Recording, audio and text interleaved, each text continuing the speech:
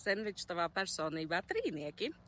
Ja tu esi dzimis vai dzimusi 3., 12., 21. vai 30. datumā, šis ir par tevi, tad man liekas, spilgtākā īpašība ir spēja būt labam skolotājam. Tas neatiecas tikai uz to mācīt skolā kādu mācību priekšmetu, bet vispār nodot zināšanas, parādīt, kā kaut ko darīt, vienkārši pamācīt. Pamācīt arī ir labs vārds, attiecas uz trīniekiem. Tas mazais mīnusiņš, vai arī netik mazs. Interesants veids, kā izrādīt mīlestību.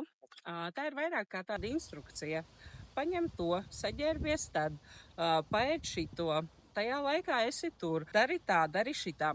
Un tas ir veids, kā trīnieki izrāda savu mīlestību, bet citiem tas var šķist, ka tā ir tāda strikta instrukcija vienkārši, kas ir jādara, un tie, kuri vairāk mīl brīvību, rausies no tā ārā. Tāpat laikā šis ir arī milzīgs pluss, jo tās ir tiešām patiesas rūpes par to, lai katra detaļa būtu savā vietā, bet tieši parūpējās.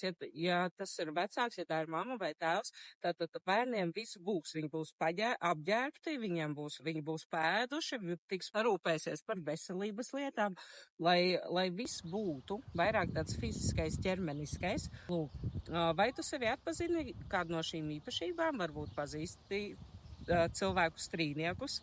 Aizsūt viņiem šo. Iespējams, viņiem būs interesanti pastīties par sevi.